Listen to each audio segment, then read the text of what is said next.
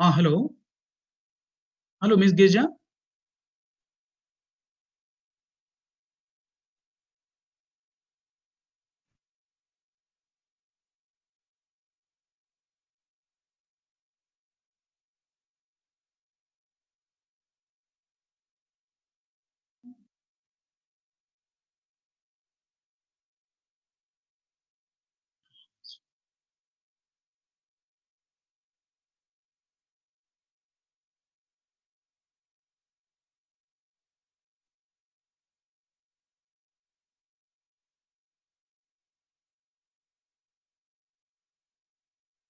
Good afternoon, all.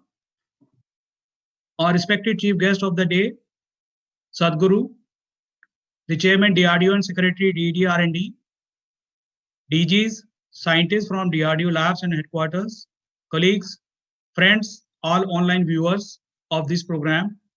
On behalf of Defense Science Forum, I offer warm welcome to all of you for this much awaited event to interact with a true guru.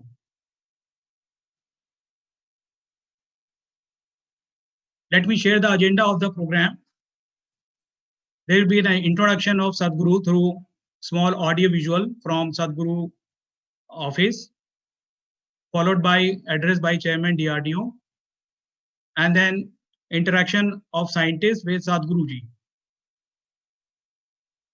Before we start the proceedings, let me introduce, this is the event under the aegis of Defense Science Forum under DRDO that has been frequently organizing talks, lectures by inviting eminent professionals, experts from versatile facets of scientific community and other fields to enthuse DRDO scientists with innovative ideas and to enrich their knowledge in the field of science and technology and their working. And hence to continue our efforts to link society at large with offshoots and services of DRDO for the nation. Today, we are indeed fortunate to have with us Sadhguru, who will be spending time with DRDO community. May I now request the Isha Foundation to start the introductory part through audio visual of Sadhguru, please. In the next half hour, you're going to meet a man who has a devoted following across India and indeed around the world. While yoga and meditation are at the core of his teachings to promote individual growth, the work of the foundation covers conservation, education and health. And you'll find him astonishingly pragmatic on a range of very modern-day problems. Let's meet Sadhguru. For the very first time in the history of humanity, we have the necessary resource, we have the necessary capability, we have the necessary technology to address every human problem on the planet. Even 25 years ago, we couldn't have dreamt of it. But the only thing that is missing is consciousness. Today, the spotlight is on a project called Green Hands in India. We started a mass campaign and 6 years I spent planting people's heads. That's the most difficult terrain, believe me. And now in the last 6 years, we've been transplanting it, and that's happening much more easily. Action for Rural Rejuvenation is mainly aimed at rejuvenating the human spirit.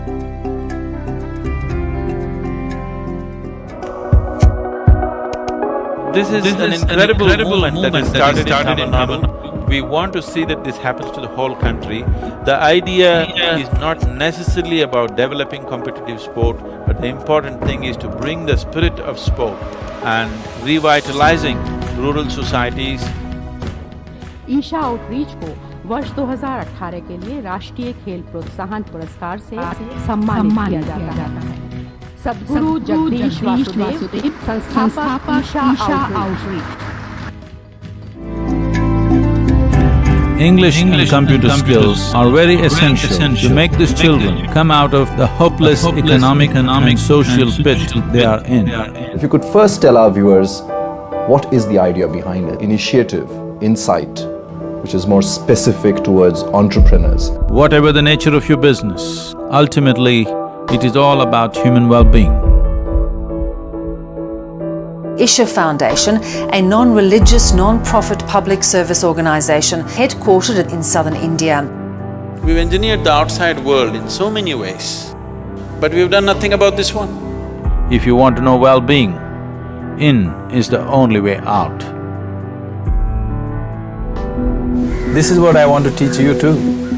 That is, you can be completely intoxicated without any drug, just on life. This is a shift from wine to divine. How can you love one and hate the other when the same divine exists in all? Spiritual process is not about looking up or looking down, it is about turning inward. See, the only thing that I'm really good at is just this. I can just make the air around me just crackle with energy.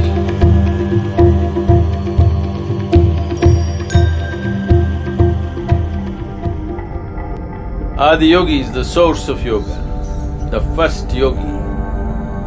Adi Yogi will inspire many generations to take up yoga. One truly remarkable thing that Sadhguru has done is, he has made yogis out of ordinary common people. We're tracking a mammoth movement, an incredible rally starting from Kanyakumari, reaching up to the Himalayas, with the sole purpose of rejuvenating India's rivers. Every state is responding. This is concurrence and this is wonderful.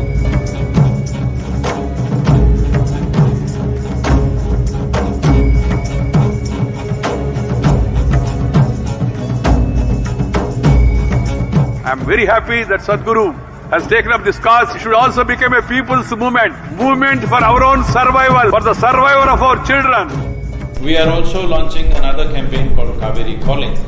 This is 83,000 square kilometers of Kaveri basin. We want to bring it back, at least 1/3 of it, back into some kind of green. ಪರಿಸರ ರಕ್ಷಣೆಯ ಈ ಕಾರ್ಯಕ್ರಮಕ್ಕೆ ನಮ್ಮ ಸರ್ಕಾರ ಸಂಪೂರ್ಣ ಸಹಕಾರವನ್ನು ನೀಡೋದಿದೆ. சத்குருஜி அவர்கள் எடுக்கின்ற முயற்சிக்கு எங்களுடைய அரசு துணை நிற்கும்.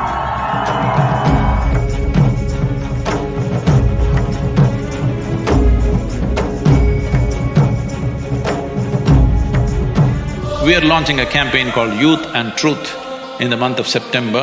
Youth and Truth, unplug with Sadhguru, ask whatever you want. I want to know the truth about ambition. Technology. Why do we have to wear a tie or a proper dress code in our placement? What is the meaning of competition both for individuals and society? For every one of you, your life is precious, isn't it? This precious life, where are you going to invest it?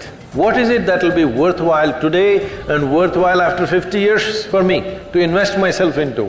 You invest your life into that. This will be a life of fulfillment.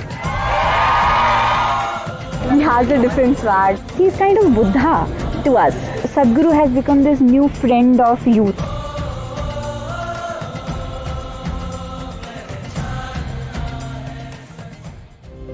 One important thing about Fashion for Peace is shifting back to natural fiber as much as possible.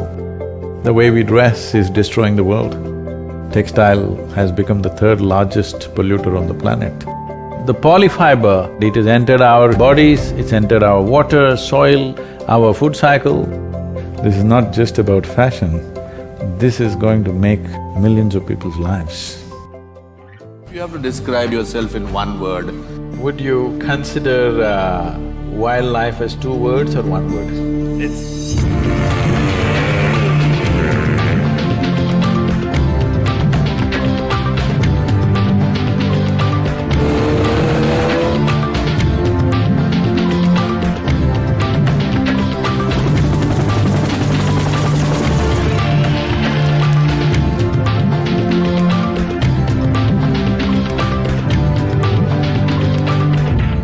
President Pranab Mukherjee felicitating his Sadhguru for all his spiritual contribution.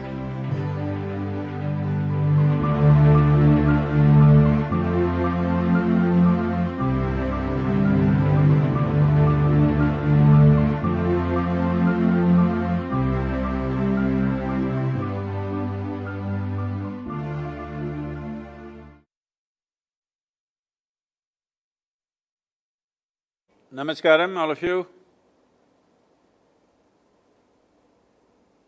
Namaskaram. Thank you very much, Team Isha Foundation, for a wonderful video of Sadhguruji. This is just a tip of the iceberg what we saw. And today, very specifically with Sadhguru Vasudevaji. Let me thank Sadhguru Vasudevaji for accepting the invitation of Defense Science Forum and spending time with us, giving the knowledge, giving the peace, and giving many things to us. In fact, I met Sadhguruji couple of times earlier, once during Pushkaralu at Godavari in Rajamandri, and later with Honorable Vice President of India. I had a couple of minutes to interact with him. I heard his many talks and the works what the Isha Foundation has been doing. Very clear thoughts for every problem what we find in the society today. He always has a very clear, practical answer. That's what, and also making it very clear, not complicated things, and straightforward in a simple manner. This is what I have got myself impressed with Sadhguru Vasudevaji. Second, the type of works what Isha Foundations has been taking up, connected to the society, connected to the people, whether it is education or the environment. And particularly last time when I interacted with him, the work what he was taking up in the Godavari basin, Kaveri basin, he has mentioned very clearly, and he talked about this motorcycle rally what he was taking up there in Kaveri basin. A very impressive with an in-depth study of each and every problem, and we have been seeing that. We are very thankful to you, Swamiji, for accepting and to be with us. Particularly for all of us, which we are going through a first time of the history, the COVID pandemic, what we are undergoing, the type of situations, the type of lockdown scenarios, what we are all going through, they're completely a different scenario which we have never heard of. Going through many difficult times and also trying to balance between the work what we need to do for the nation, for the type of a situation what various people are undergoing with the COVID virus spreading, and try to work for the actual defense R&D related work, and then making ourselves very careful about the environment and the care what we need to take in this type of a situation. And it's a difficult situation, and how to balance it, and probably all of us are going through some stress. And in this type of a scenario, it is always that the gurus who actually teach us how we need to be ourselves, how to keep our mind very peaceful, very cool, is a very important thing. Particularly the scientists, The brain need to be very peaceful, very cool and calm, and then you should be very sharp enough to give the splash ideas. Whatever flashes, what you get in the brain, that's what transforms into a product, a technology, and which will be very helpful to the humankind. Sadhguruji, like to tell you, in the last 2 months, the various scientists across the country, the DRDO laboratories are spread across the country. All the scientists, without bothering about all the conditions what are there, they have jumped into the activity and taken up on their own self-inspiration and self-motivated people, and they started developing many products for the COVID epidemic, to counter the COVID epidemic. Wonderful. We have distributed sanitizers made by our own laboratories, more than about 6 lakh bottles and many in a bigger size drums, the sanitizer in the entire country in lakhs of liters also, bottles, and in the drums the sanitizing liquid. Second, we also developed our own mask, which is being produced today more than about 30,000 a day in industries. And we also developed our own PPEs, which we are again producing in the industry more than about 50,000 a day and giving it to the government of India. We have worked a lot to develop the ventilators, and which the ventilators, indigenous ventilators, are going to come into the entire states, all the states of the country in a big way in the coming weeks. We also developed many products for fighting the COVID, and total products are about more than 52 or 53 products have been developed in a short span of about 50 days. And all these have been transferred to the industries, and more than about 150 industries are producing in the entire country today. Even in the airports, when the people are coming from outside, the baggage is being completely going through the scanners, which actually sanitize the whole bags.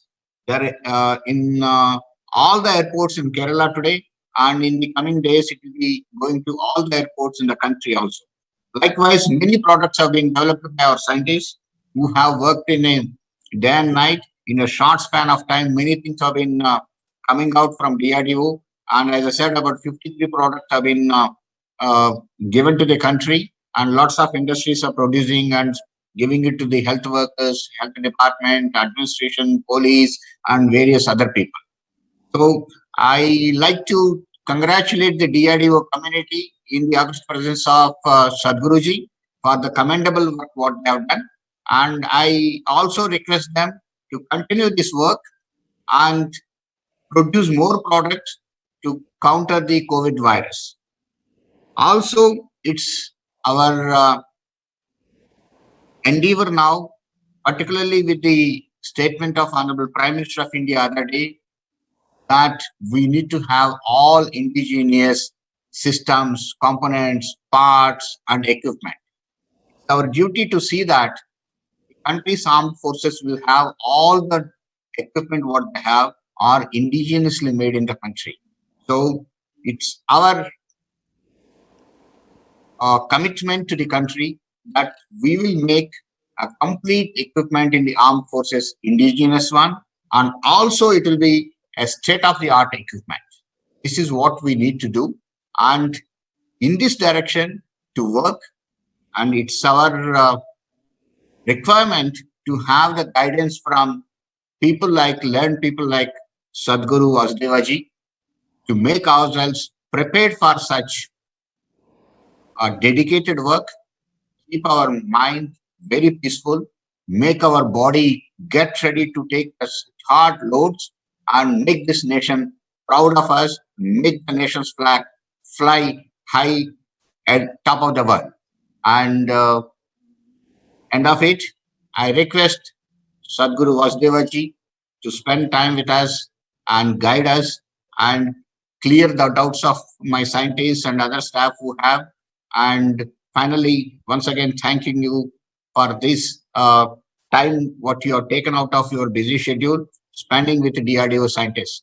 And I request all of you to concentratedly listen to him and get your doubts clarified from Sadhguruji. And I will not take much of the time. Thanking you, all of you, and namaskar to Sadhguruji. Namaskar. Thank you, sir. As we have seen the video, small AV on the Sadhguru, the Isha Foundation, under the able guidance of the legendary, is almost entirely voluntarily run, where every single action and activity of the foundation and its worldwide centers is done on a voluntary basis, inspired and deeply transformed by their own experience of inner engineering and Sadhguru. Isha volunteers seek to inspire and nurture this possibility in every person, helping them realize the ultimate potential within. Sadhguru is known worldwide for numerous noble acts. I'll summarize him as a fearless child, a revolutionary man, an irreverent youth. How did it all add up to make the man who has transformed millions of lives? With this brief, I welcome Sadhguruji to steer the scientific fraternity through his guidance in this webinar. Now the forum is open for much awaited interaction with Sadhguruji. I request all invited scientists on the panel, please introduce themselves in a line or two and straight away come to the question to Sadhguruji. May I now invite Dr. Alka Suri to come forward and speak to Sadhguruji. Pranam. Namaskaram. Self, Dr. Alka Suri, Director DECIDOC, DRDO. My question to you is regarding the connection between scientists and spirituality. Do you think they equally influence each other, or one is more present than the other? And which ones? Well, what you call as science, in its essential nature, is a certain seeking to explore and know different dimensions of creation. So essentially, scientists are seekers, but focused on the outward. A spiritual seeker is also a seeker, but focused on the inward. Why this shift to inward? Because right now the objective sciences that one pursues in the form of science, essentially you perceive it the way you perceive it. It is only from the context of human being, most of these sciences are true. If your perception was different, what is light for us is darkness for some other creature. If we go by that, it would be very different. So, the instruments of perception that we have, if we do not refine this, if you do not take it to another level of perception, then perception is limited. Because of that limited perception, we will come to limited conclusions. As you see, every 2 years, scientific discoveries are completely turning the previous theories upside down, simply because every time we get little more clarity, the older theories and other things that we have thought we understood falls apart. So, spiritual process is also seeking, but turning inward. If you want to turn inward, you need to refine the sense organs and other instruments of perception. So they are not really different, but in two different directions. One is going west, another is going east, let's say. But if you go east and west, well, it looks like we're going away in two different directions, but somewhere we will have to meet. So that meeting point is closer than ever before. In India, it's always been together. All our ancient scientists of this land were sages and seers of the time also. They were also yogis and they were also scientists.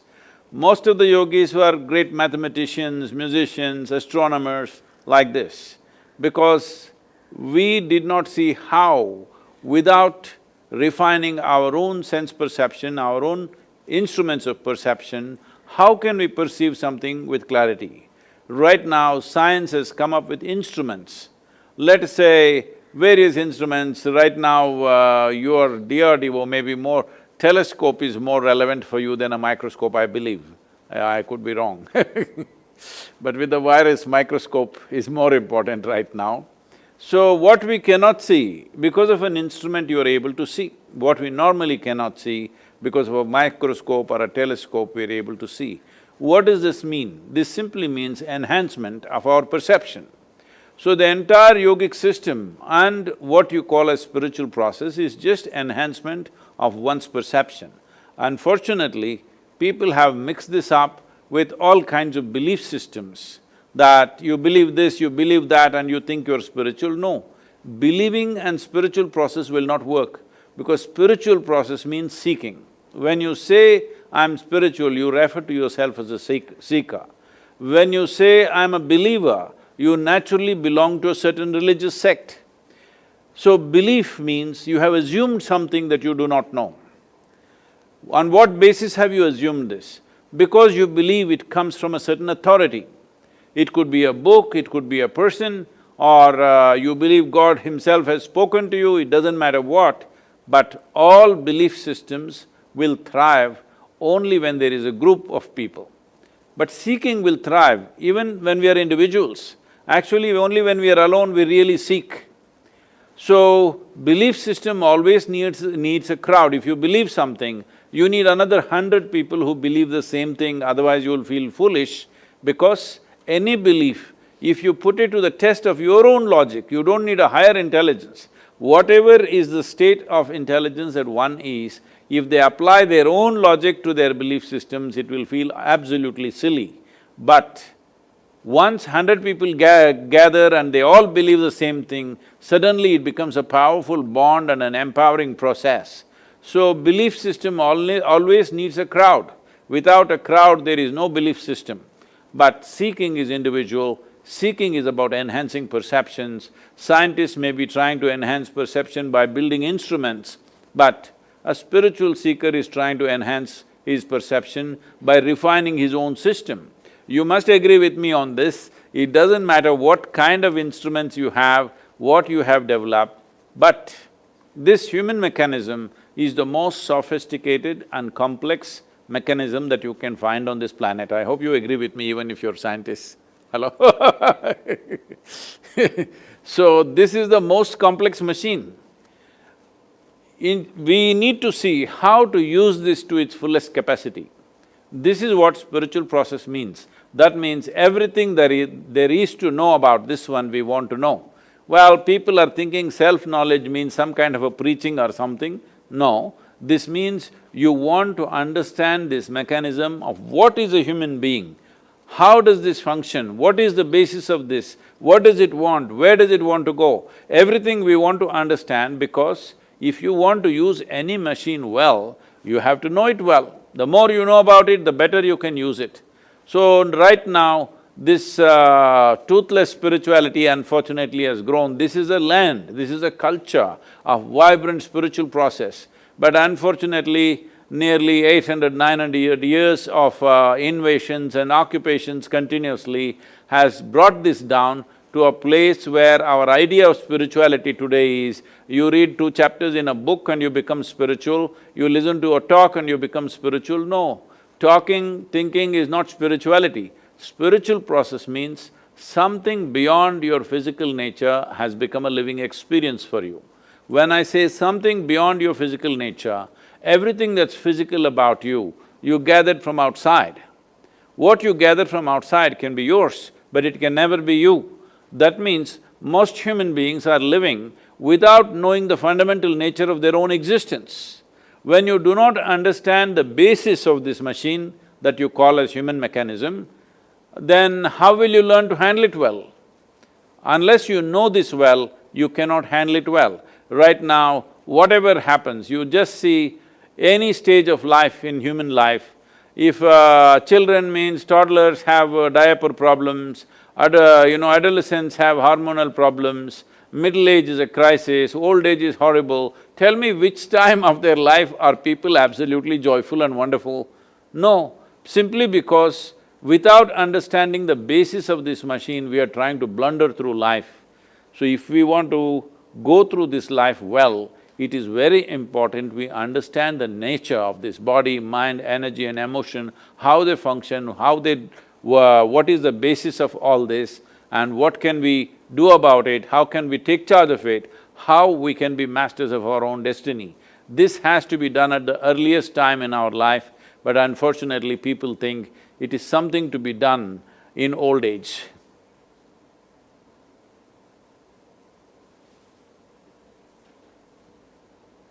Ranjana, to please interact. Ranjana from DRDO at Delhi. My question is again similar, which is India is a world leader in spirituality.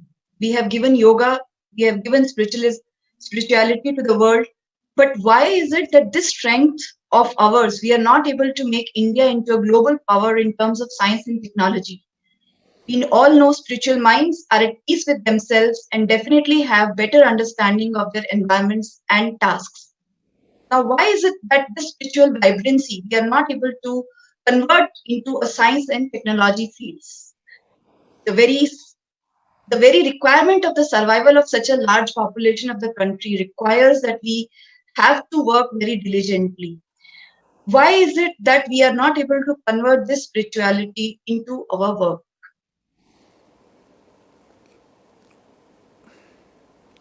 Well, as you know, that just about 225 to 250 years ago, we were the largest economy on the planet. We were 33% of the world's exports at that time. When the rest of the cultures in the world, people were still hanging from trees, we had very evolved sense of mathematics, astronomy, music, language, literature, everything in this country. So if that is not advancement, what is advancement? Anyway, we have gone through… the country has been ravaged by hundreds of years of invasions and then occupations, very brutal occupations, and you must understand whenever the invasions happened, the first thing that they always hit was the spiritual centers. The spiritual people were the first people who were slaughtered. This is the reason why people think spiritual people always live in mountains. That is not the reason. Actually, they always lived in the plains, but whenever invasions happened, they were the ones who were always victimized first. Because of that, they moved into the mountains. You know, for example, today everybody is talking about Tibetan Buddhism. Tibetan Buddhism is what you think is Buddhism, was essentially crafted by Padmashambhava. Padmashambhava walked around with a trident in his hand. Last few years, I've been going to this cave where Padmashambhava meditated in the Himalayan upper part of Himalayas, near Annapurna base camps. And clearly, he walked around with a trident in his hand, and people called him Tibetan Shiva because he was in Tibet and coming to India and going back. They all went there because here there was a slaughter happening. Anything spiritual means people were just slaughtering it because the invaders saw this was the spirit of India, it has to be broken. And in spite of nearly 1,000 years of invasions and 250 years of British occupation, still we are not dead, we are still alive, not as vibrantly as before, not spread across the country, here and there one or two things happening. Rest of it is just book reading. Book reading was important when largely people were illiterate. But in this country, before the British came, we were 100% literate. There were no schools as it is today, but still we were 100% literate because education happened in a very natural and organic way. But when the English left us in 1947, over 90% were illiterate.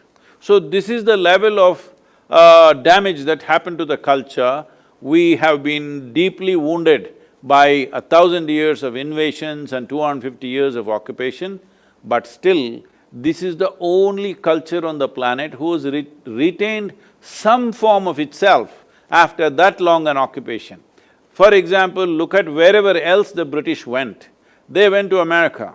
Anything of the local culture left there, they went to Australia. Anything of the local culture left there, it's gone.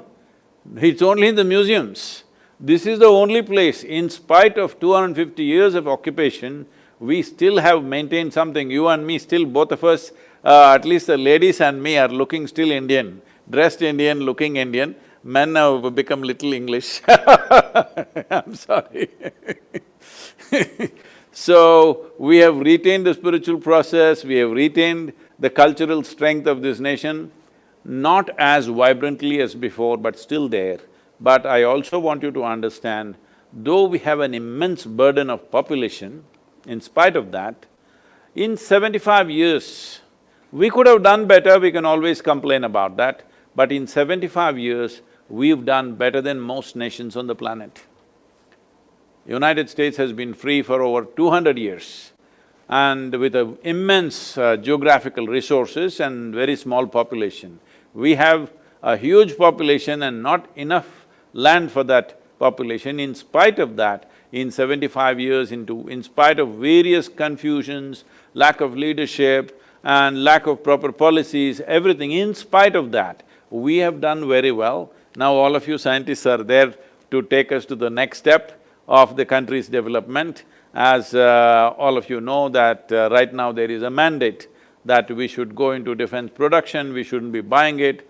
We've been buying it because defense buying has always been a very lucrative process for a whole lot of people, but now we are going into self-sufficiency mode and most of it is not technology, it is just mechanical stuff. If you do it well, it's engineering stuff. If you do good engineering, which we are capable of doing, almost 75 to 80% of defense requirement can be produced, except those things which are very high technology, which will take time to produce. Rest of it is all engineering process, and engineering process is something we are definitely capable of, and it is one of the most youthful nations. We will definitely bounce back. This virus times, we kind of there's been a bit of a pause, but we will definitely come back strongly, and all of you are there facilitating this. I've been looking at some of the things, the Brahmos and other things. These are all things which is a pride of this nation. So, why spiritual process has not converted into scientific and economic development? That is not true. When I say spiritual process, see for example, where we are right now, we are in Tamil Nadu, in western Tamil Nadu.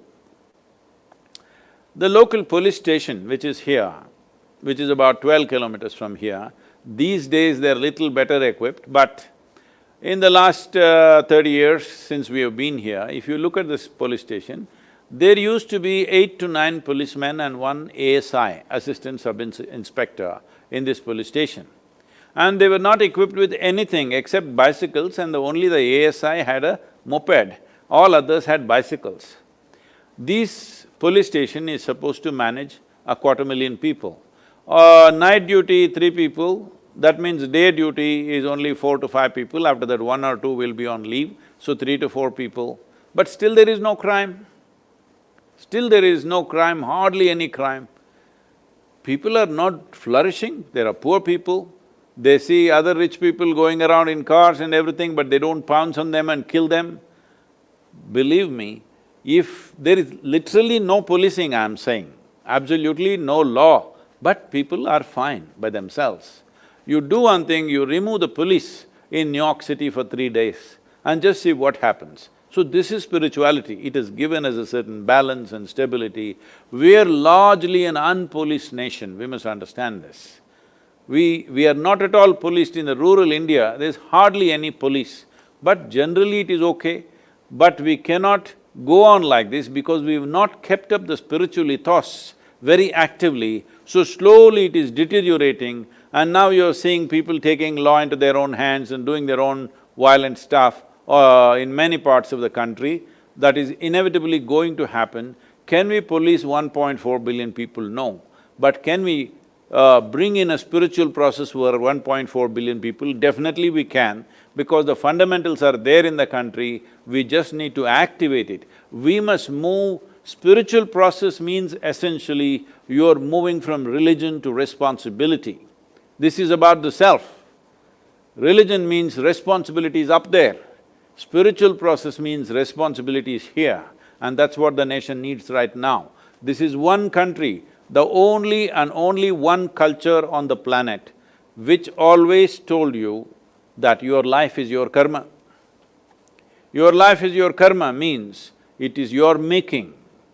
It is not somebody sitting up there and managing your life, it is entirely your making. This is about being a master of your own destiny. This is the only culture which has taught this for thousands of years, and that still exists within us, but it's all confused and garbled right now. We need to put it back in place. Thank you, Sadhguru. May I request Dr. Srivastav now? Pranam Sadhguru. Namaskaram. My name is Haribabu Srivastav. I am Director of Leisure Science and Technology Center in Delhi.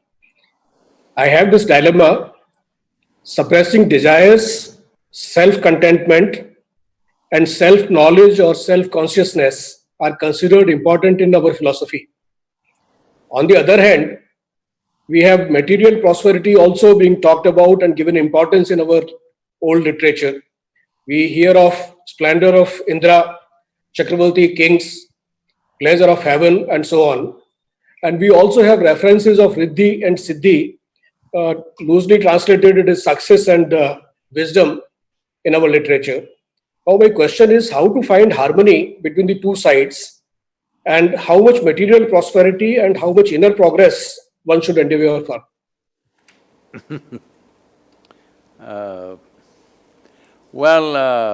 That's why I said our spiritual process and our cultural aspects have gotten all garbled up in many different ways. Who said that you must suppress your desire? Has anybody said that? Has any of has your Gita or Vedas or anything told you suppress your desire? Somewhere along the way, we kind of picked it up from somebody else and put it inside. People generally accuse Gautama the Buddha of saying, suppress the desire. But 40 years of his enlightened life, the man walks village to village wanting to enlighten the world. You think this man doesn't have a desire? He has a huge desire. He wants to enlighten the whole world, all right? That's not a small desire. So this suppress the desire, this, that, is philosophies added on from somewhere else that is essentially not a part of this culture, because in this culture, all dimensions of life must flourish fully. You as a life should blossom fully. Your body should be full-grown, your mind should be full-grown, your thought process, your emotions, your energies, and your aspiration, the ultimate aspiration. What is the ultimate aspiration? Whoever you are, whatever you are right now, you want to be something more. If that something more happens, you want something more. If that also happens today, you want something more. Is it true? Hello? It is true with every human being. So, if you really look at this, what you're looking for is expansion. Your thing is not really about money, your thing is not promotion, your thing is not discovery. You want to expand more and more and more. So now let me ask you this question. How much expansion would settle you for good? This is a question. Hello? Anybody can answer. How much expansion would settle you for good? It's not really known because as you said, you get more, you want to get some more. All right, but let's look at it right now. How much expansion? Suppose I make you the king of this planet, sir, will you settle down? It's unlikely, Sadhguru, because as I said earlier, once you become a king, you want to become Chakravarti king. No, you became Chakravarti of this planet, will you settle or would you want the moon also? Perhaps no one knows, maybe. I don't know. I have no idea. If I give you the whole solar system, you'll want the universe. If I give you the universe, you'll want the next galaxy and the next one. So I'm saying the very nature of being human is such that this wants to expand limitlessly. So now the problem is not about expansion, the problem is that you are trying to expand physically, through physical means, because right now everything that is in your experience is only physicality. What you see is physical, what you hear is physical, what you smell, taste and touch is physical. Anything beyond the physical, you have no experience of it. But with yourself as a human being, Everything that's physical came to you from outside. What you call as my body is just a heap of food. What you call as my mind is a heap of impressions that you have taken in. What we gather can belong to us, cannot become us, isn't it? What you call as my body right now is just a piece of the planet. Countless number of people who walked this planet before you and me, where are they? All topsoil, isn't it? Correct. This will also become topsoil unless somebody choose to bury us really deep because we are COVID or whatever these days.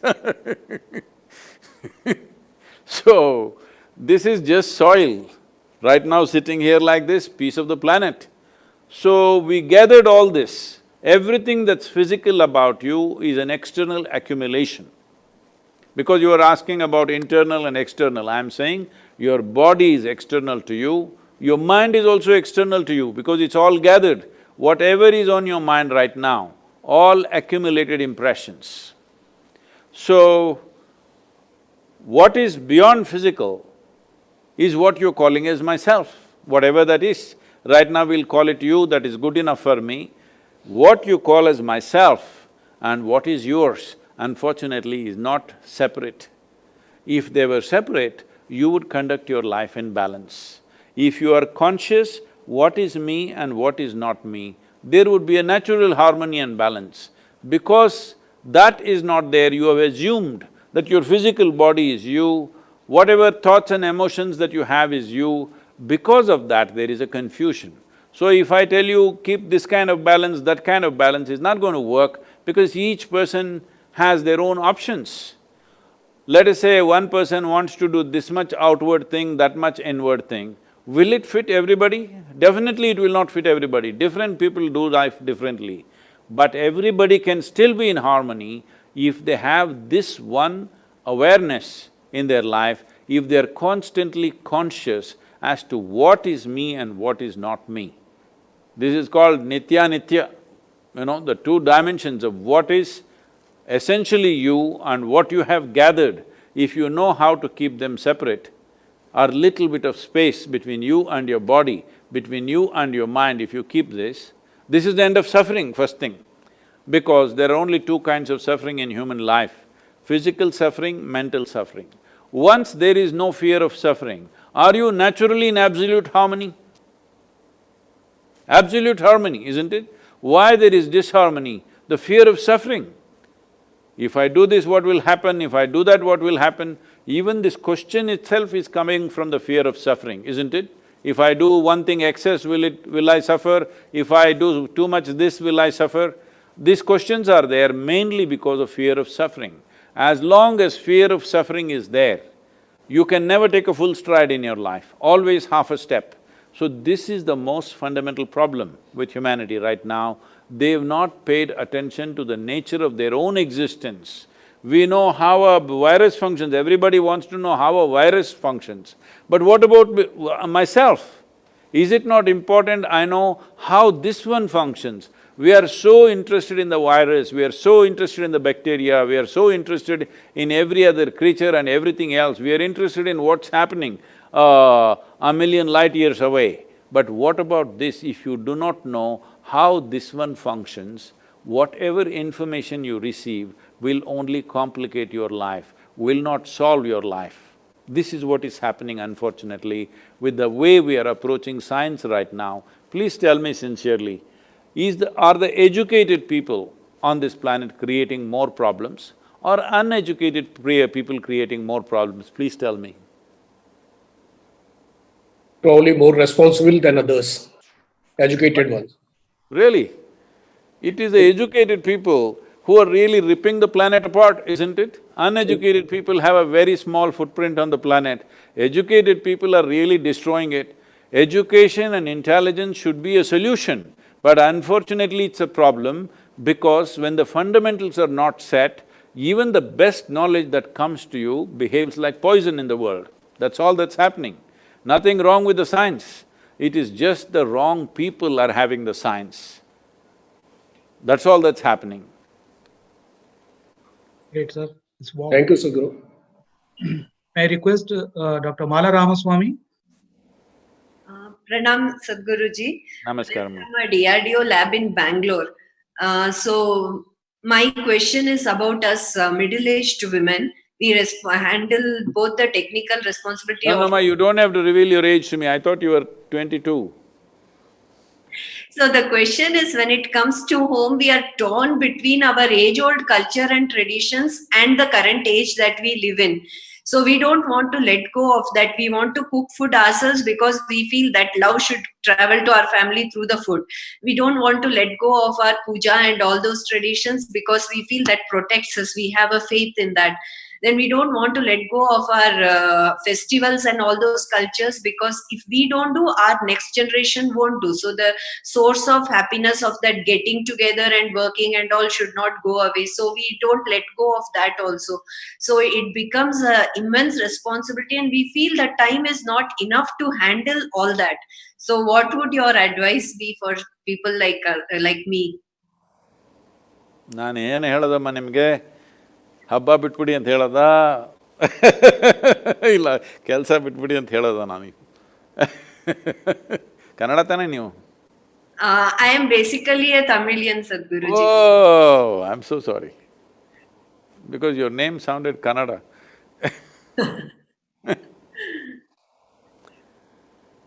So,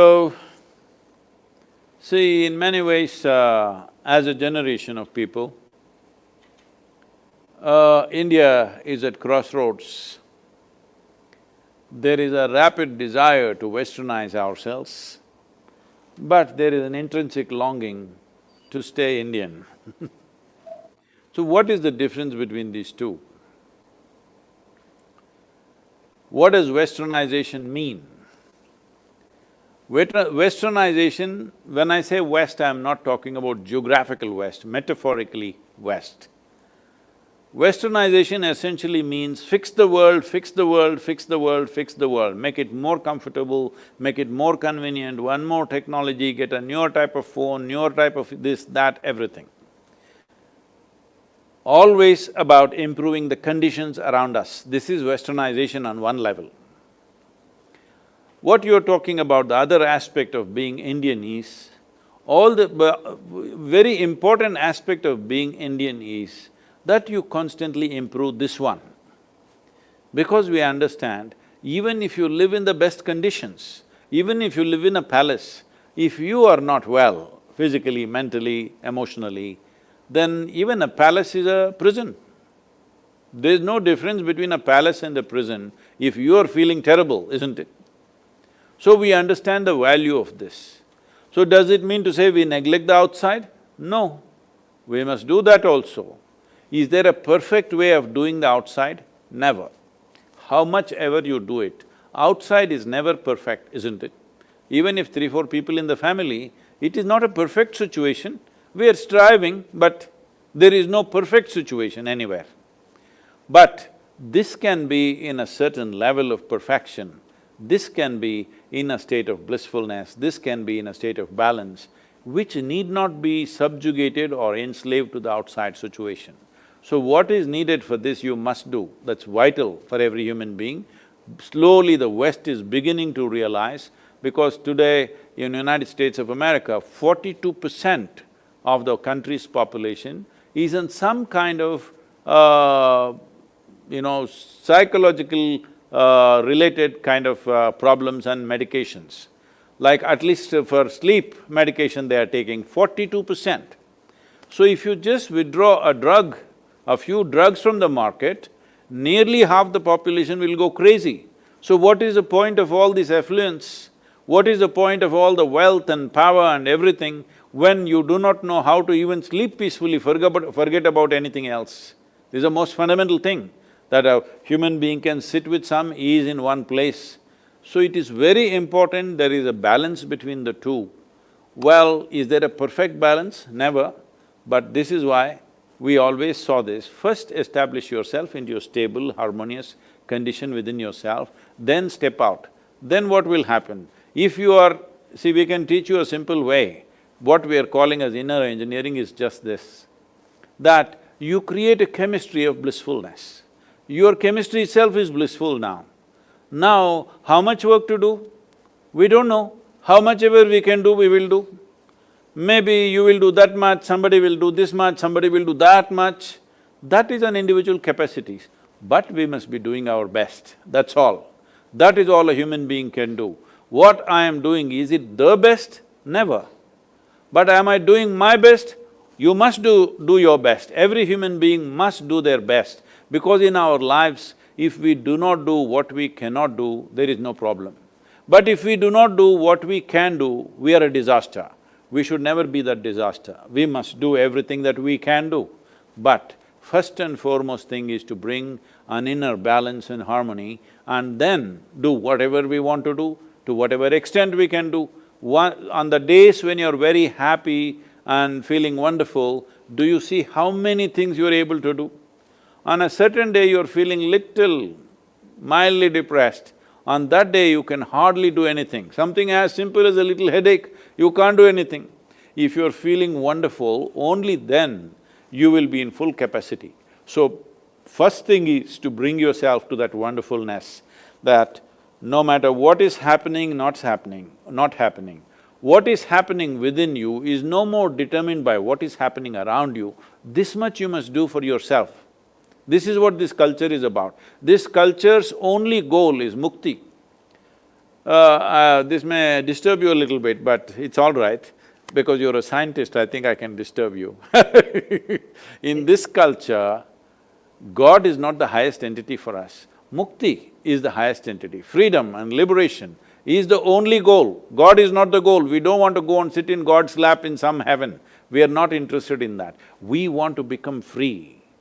So in search of your liberation, on the way, you're also fulfilling various needs. We have physiological needs, psychological needs, social needs, economic needs, so many things. So this we will manage to the best of our ability. Two individuals will never have the same ability when it comes to these external situations. But internally, every one of us is equally competent, because you are not made any differently from me.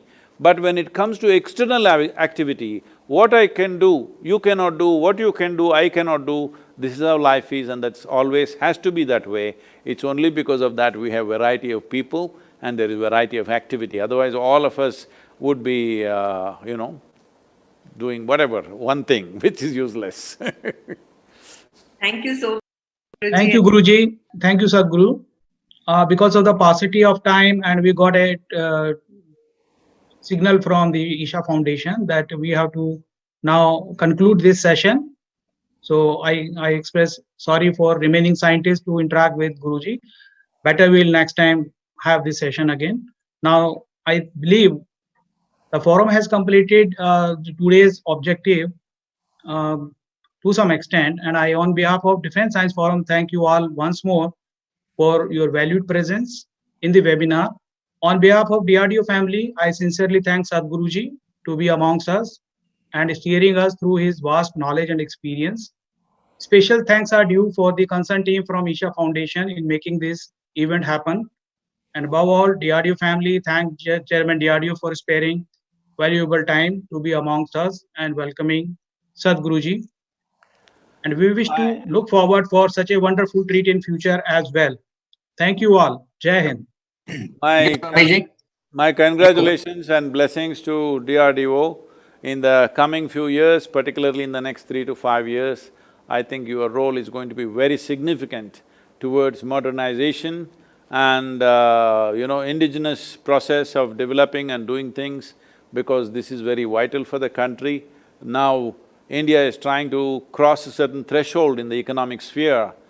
In today's world, unfortunately, that cannot happen without a certain martial power or military power along with that. I hope we never use it, but it is very important to have that, and all of you have a significant role in this. My blessings and congratulations for who you are. Thank you very much. Thank you, Guruji, for spending time with us, and I wish that you will be able to spend some more time with our scientific community and giving us the wisdom and power to go ahead and fulfill the dream of the nation. Thank you. Namaskar.